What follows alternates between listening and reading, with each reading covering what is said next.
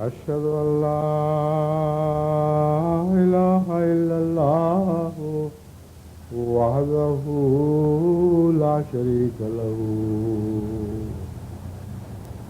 وأشهد أن محمدا عبده ورسوله أما بعد فأعوذ بالله من الشيطان الرجيم بسم الله الرحمن الرحيم الحمد لله رب العالمين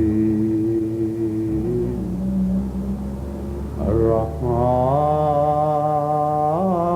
الرحيم مالك يوم الدين إياك نعبد وإياك نستعين اهدنا الصراط المستقيم صراط الذين أنعمت عليهم غير المغضوب عليهم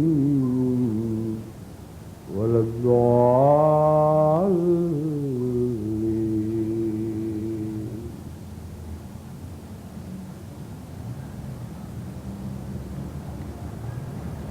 إن المسلمين والمسلمات والمؤمنين والمؤمنات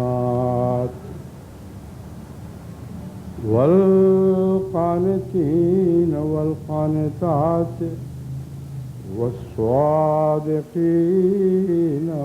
والصادقات والصابرين والصابرات والخاشعين والخاشعات والمتصدقين والمتصدقات والصائمين والصائمات والحافظين فروجهم والحافظات والذاكرين الله كثيرا والذاكرات أعد الله لهم مغفرة وأجرا عظيما. The verse which I have just recited before you is taken from Surah Al-Ahzab. This is one single verse, 36, which I have just recited. Previously, my address to ladies was dominated by my effort to refute the allegations of the non-Muslims that Islam treats ladies differently and places men above women, despite the fact that they both do the same good deeds. Of course it is not true. But I have chosen a verse this time which is very clear on this subject, and after that there is no element of reproach possible in this regard by Muslim ladies or by those who are outsiders. This single verse dispels all the fears that God treats women secondary to men, as though they were second-rate citizens of Islam. This is absolutely wrong. I have spoken before many a time on those activities of women which have to be different constitutionally, because because their constitution is different. And only in that regard, Islamic teaching is carved to emphasize the difference in the constitution of men and women.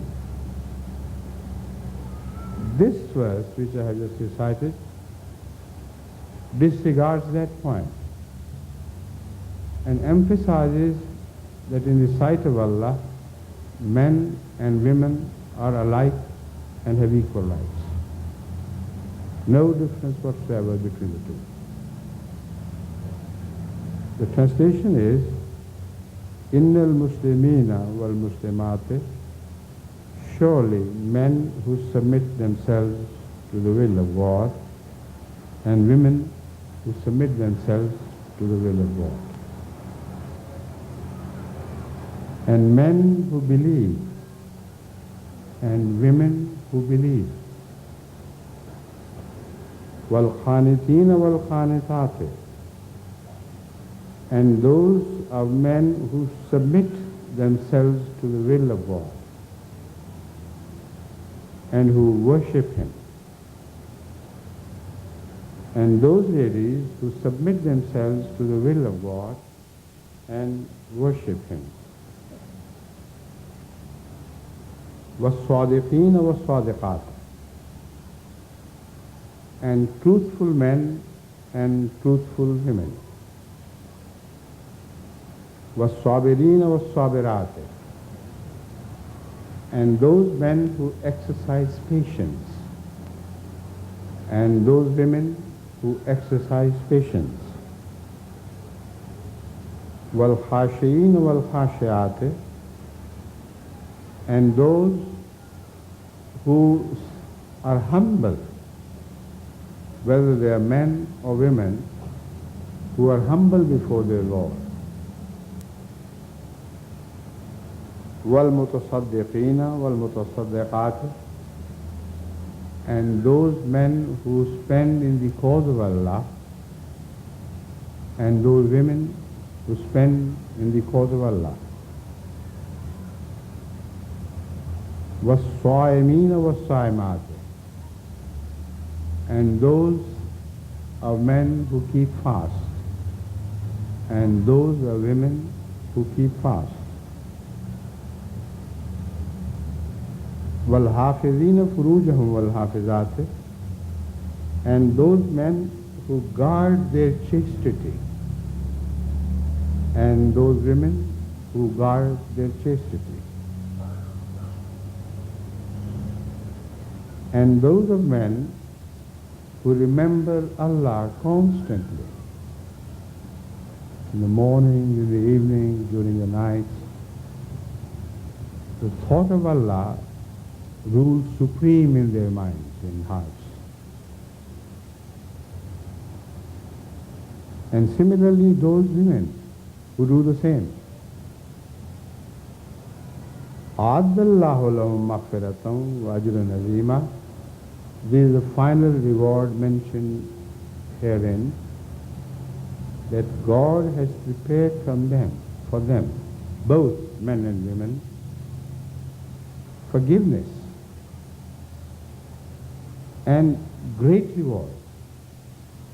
Forgiveness is mentioned before the reward because it takes care of all our faults and follies and omissions. So this is a very big promise that Allah will not bring us to censure for any follies which we might have committed or any shortcomings of our character. Allah can forgive everything. But you should be honest in your attitude. You should be dedicated in yourself. That is all what's required of you. So Allah will forgive you all, men and women alike. And then they will begin a course of reward which is unending. Nobody can realize how much the reward would be and how long will it last. Ajran Azima means a great reward. And when Allah calls some reward great, it has to be great. It means it's beyond our understanding. Now, you must have noticed during this translation that men and women are treated exactly alike.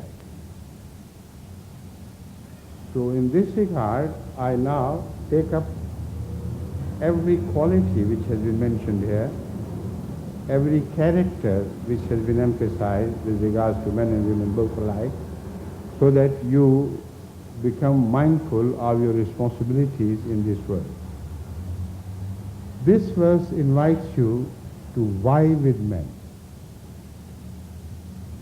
Also it invites men to vie with women, to vie in good things. And if you do so, you are invited to a challenge which will cover all your life. So I will not have to tell you that you being women, you do this and do that. Allah has already told you that you being women does not make any difference.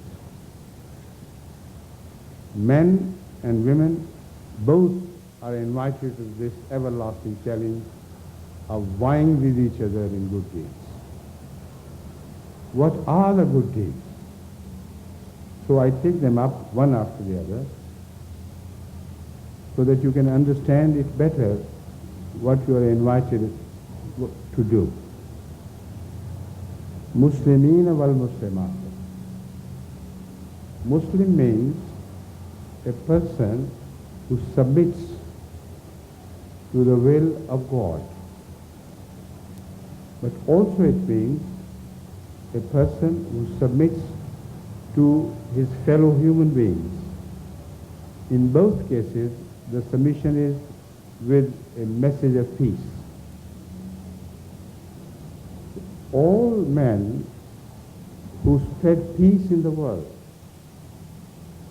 by receiving peace from God, and all women who spread peace in the world after having received peace from God, they are the people who are at their state.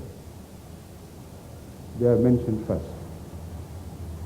Without submission, belief does not start. You have to submit first to the superior will of God before you can claim to be those who really believe in Him. So this verse invites you to perfect submission. Now this submission covers all the avenues of your life. Now this can be elaborated into a full-fledged speech, maybe at least covering an hour. Because when I start elaborating the subject of submission to the everyday life of men and women alike, then I can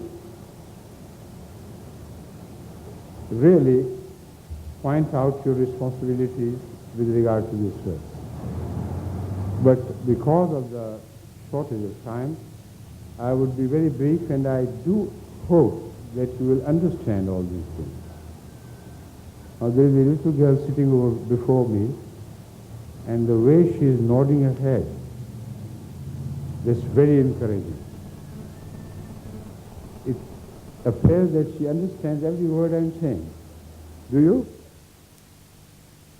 Yes, sir? I know you're shy and humble, but the way you are looking at me and nodding nodding in favor of every word which I was saying, that encouraged me to believe that all the little girls over here are also doing the same thing. They understand what I'm talking about. Now the second is wal mu'minina wal mu'minat. Those who truly believe in God, and those of men who truly believe in God, and those of women who truly believe in God. Now when you scan your own life in the light of this verse, then you can become the best judge. Whether you do believe in God in every respect, with all the due respect you owe to God, and with a view to fulfill all the requirements of belief, this question becomes a very big question. And I invite you to concentrate on this point.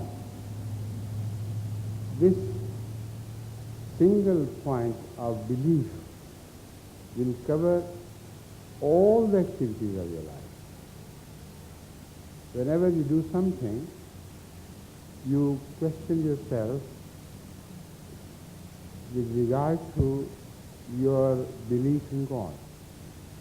Do you do everything knowing that there is a God, knowing that He always watches over you and He always remains with you?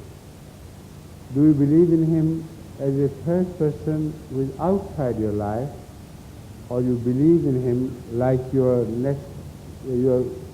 kith and kin, your friends, the real human beings, you know they exist? According to the Holy Quran, Allah exists more certainly than any human beings do. The human beings are phantom figures. They come and go. All that remains is God, the one who created them. So a true belief in Him requires a belief in eternity of God's existence.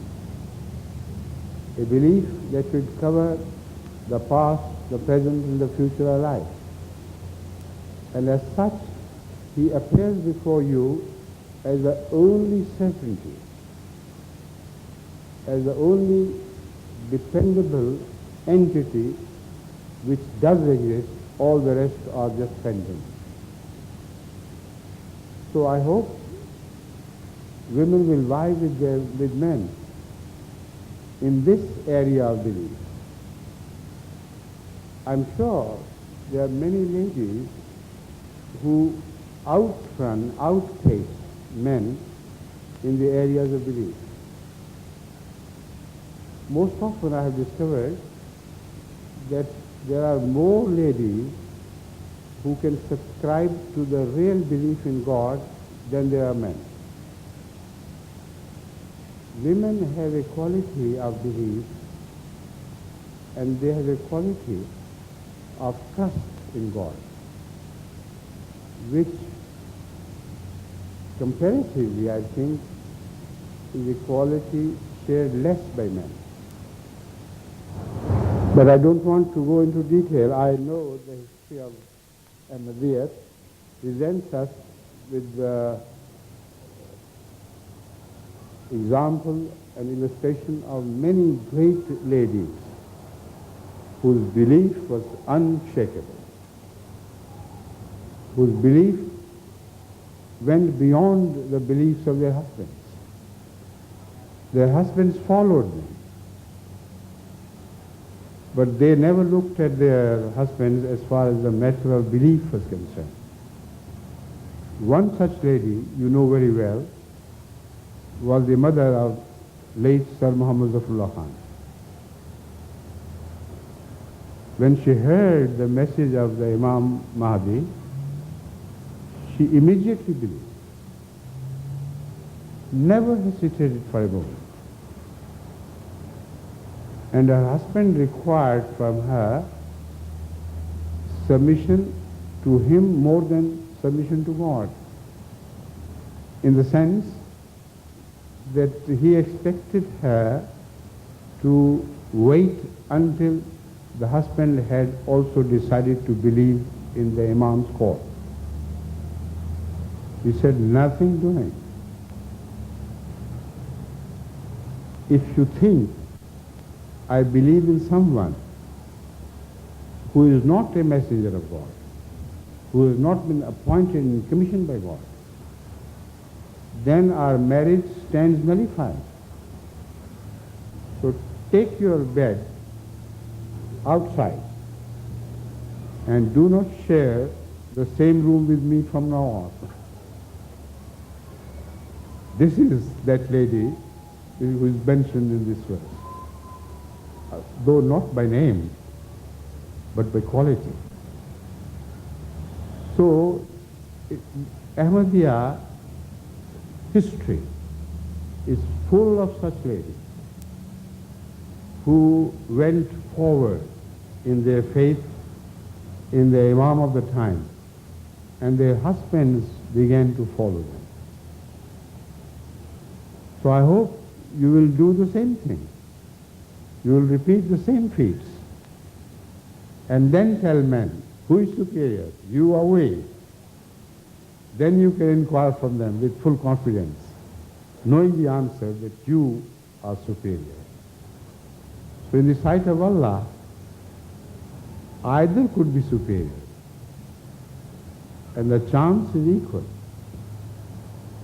But as I have told you, you have an advantage in some areas of those qualities which are mentioned in this verse.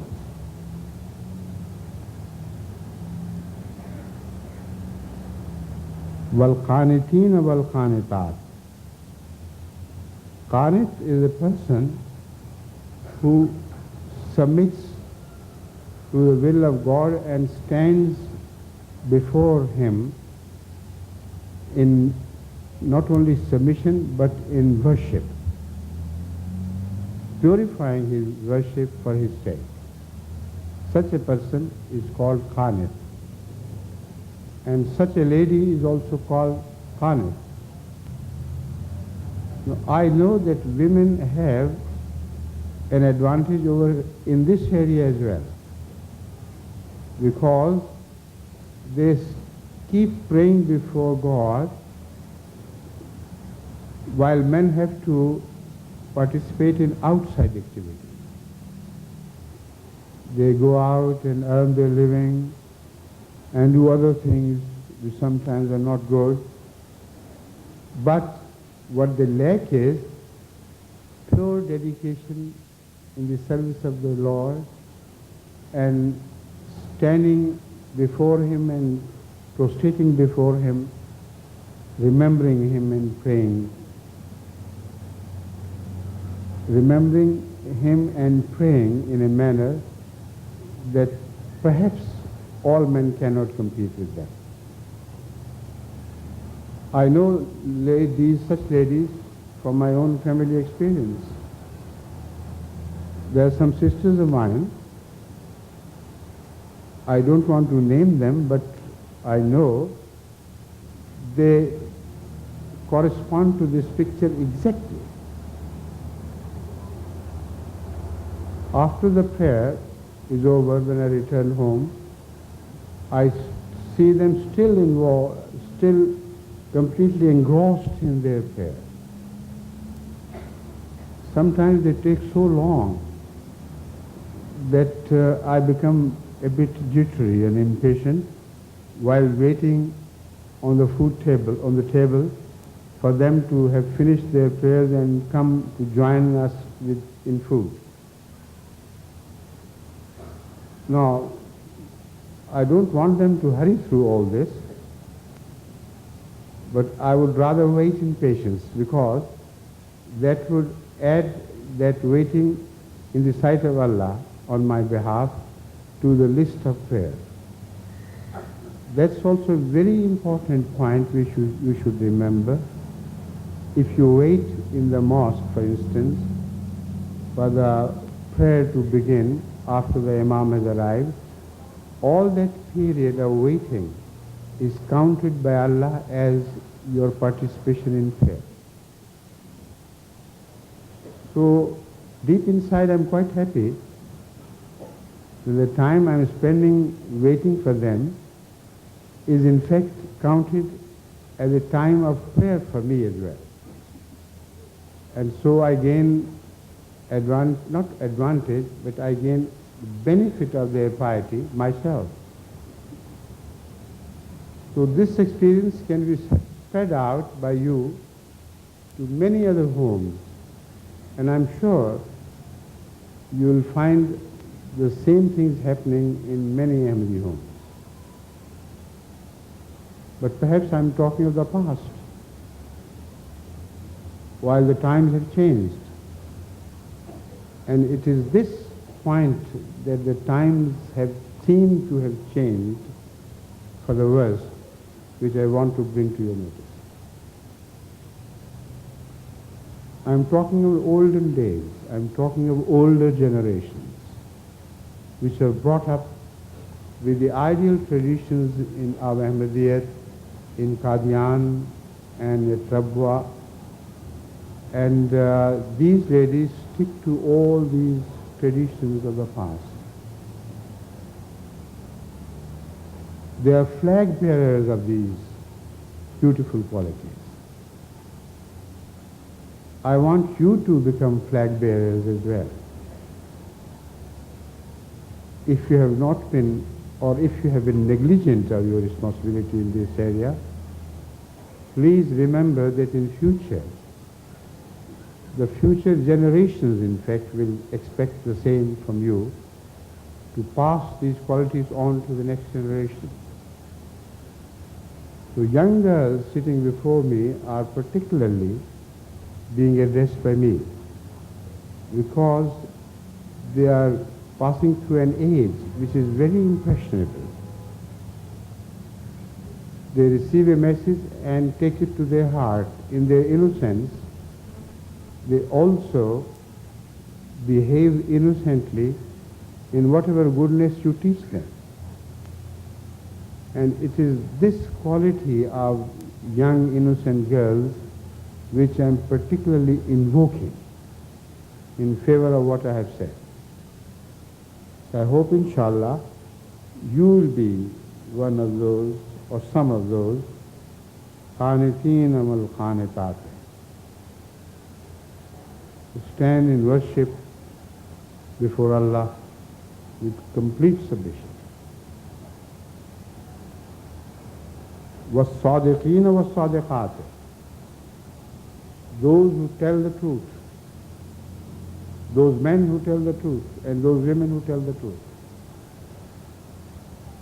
Now, it's a very simple statement. Tell the truth seems to be easy. But I have spoken volumes on this subject. It is not easy to tell the truth. Try it on yourself in your daily behavior, and you will realize that many a time you find yourself probing for excuses to avoid the truth. But here, Allah says those men who tell the truth and those women who tell the truth. So the reward which is mentioned in the end also applies to the existence of this quality of truth. If you lack that quality of truth, the reward will not be granted to you. So I don't want to further elaborate. If you have time to listen to my old sermons, just on the issue of truth, I have spoken volumes, continuously, in a series of sermons, in which I have brought to light all the finer details of your attitude to truth and how much you should be mindful of your being true. But if you are true in the sight of Allah, I hope, then both men and women are promised a never-ending reward. Truth is the quality, the character of God. So when you talk of godliness, when you talk of divine qualities, to begin with, you must start your journey in truth. That would be the journey in the direction of God, because He is truth.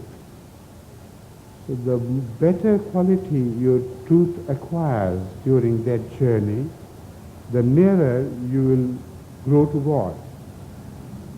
So I hope, inshallah, in keeping the value of truth alive, you will try to vie with men, and you stand equal chance. None is at any disadvantage.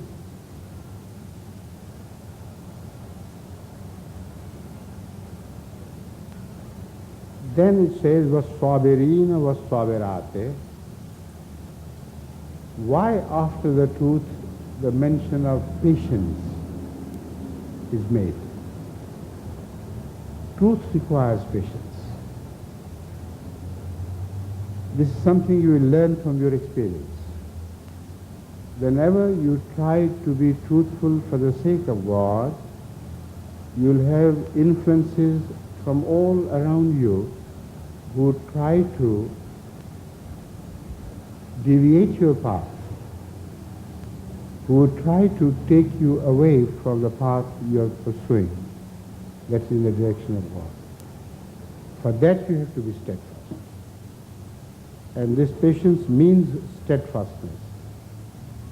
So those who adhere to truth and show steadfastness in their adherence to truth, they are the people who are loved by God.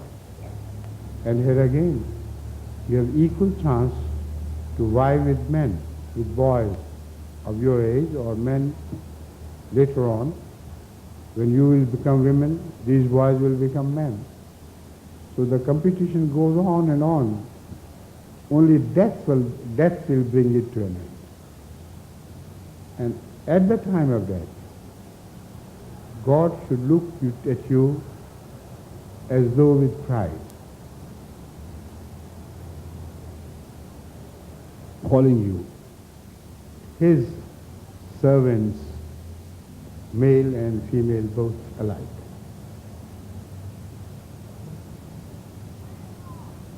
Then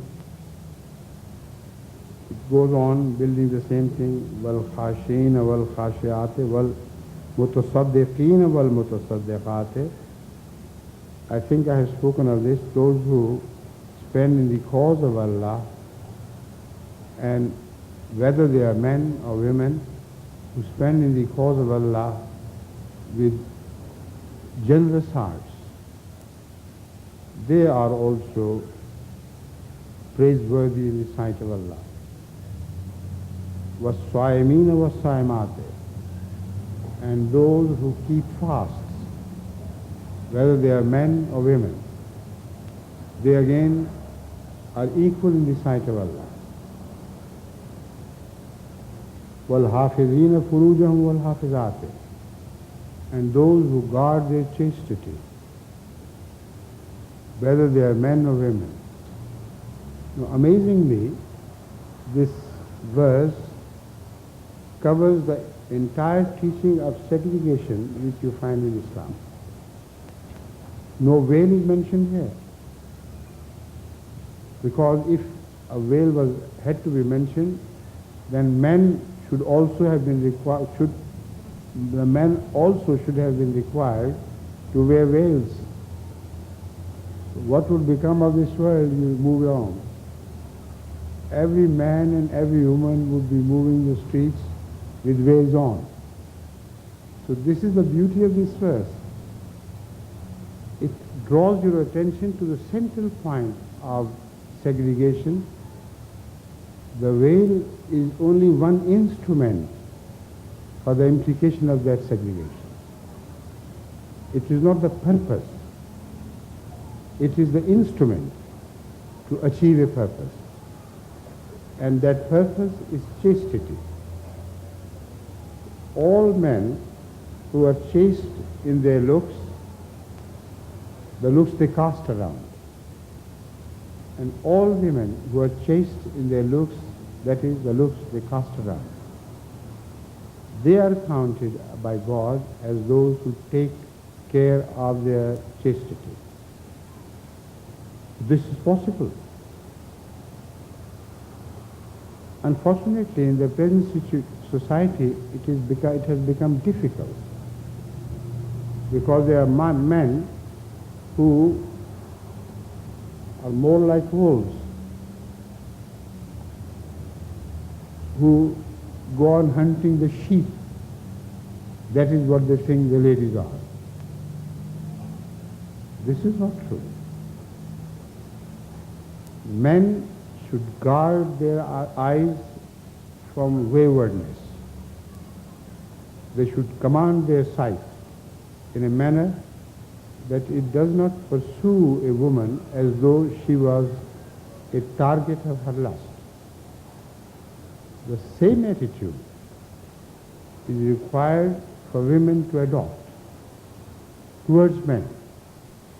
So just a casual glance at each other's face is not a crime, but what follows may be a crime. When that casual glance draws you within that person, searching for the beauty of that person, to feast your sight on that hidden beauty, then this becomes a crime. So I hope you will understand the meaning of this chastity as mentioned in this, meaning of chastity as mentioned in this verse. And remember that God Almighty has expressed these things so beautifully equally in the case of men as well as in the case of women. وَالذَّاكِرِينَ اللَّهَ كَثِيرًا وَالذَّاكِرَاتِ. This is the last most important quality of believers which has been mentioned here. وَالذَّاكِرِينَ اللَّهَ كَثِيرًا وَالذَّاكِرَاتِ. In fact, you can find the illustration of this verse in the early time of Islam.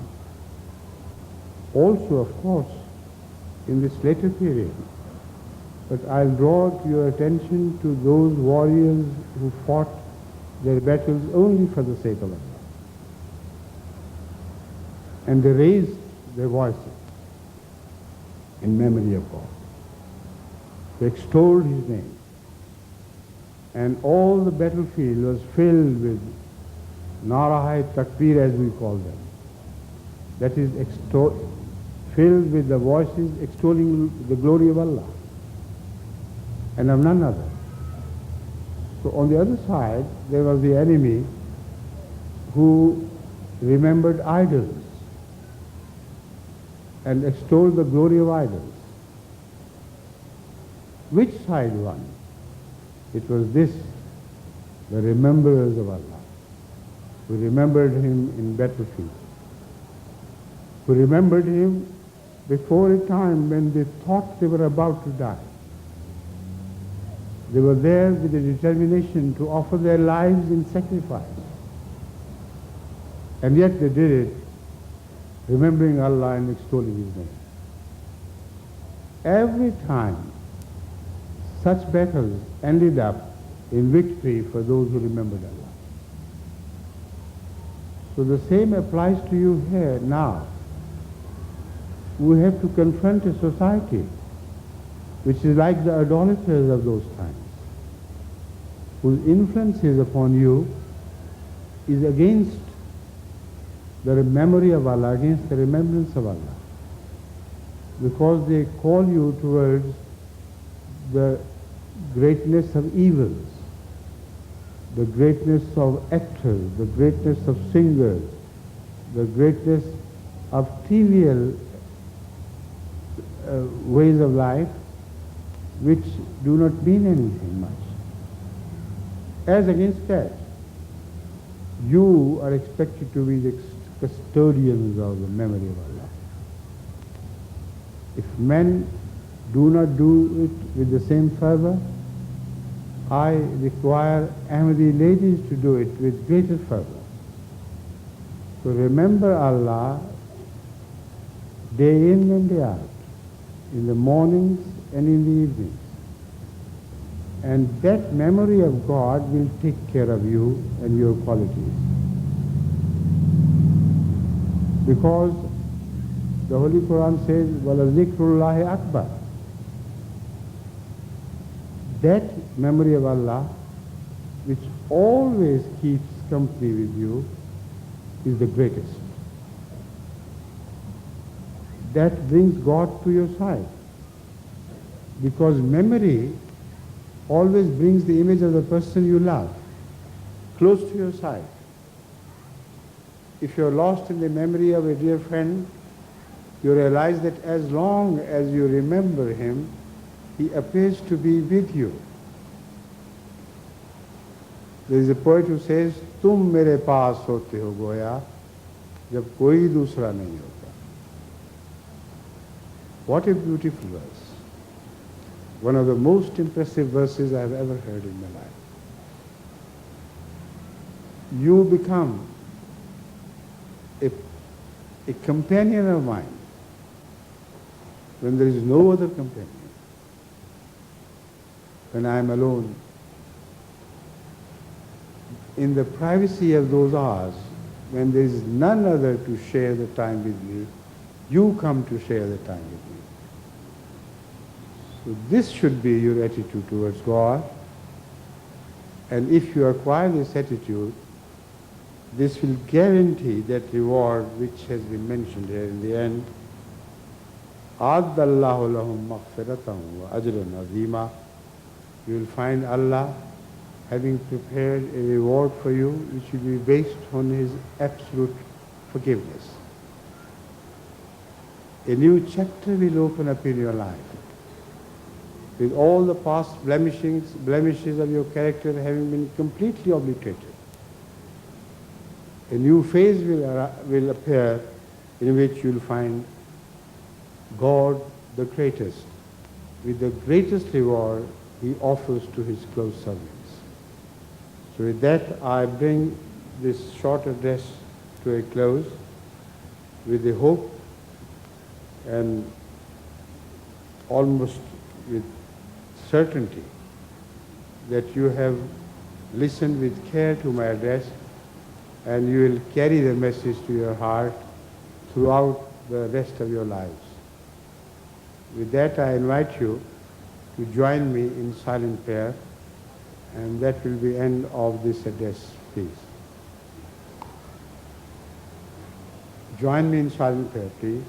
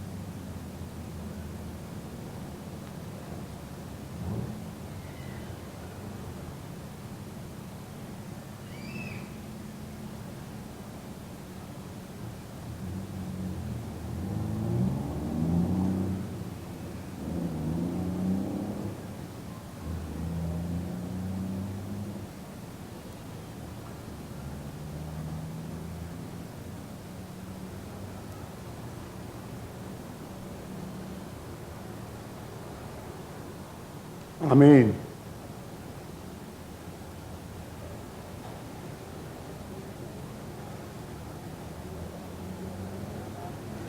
Assalamu alaikum wa rahmatullah.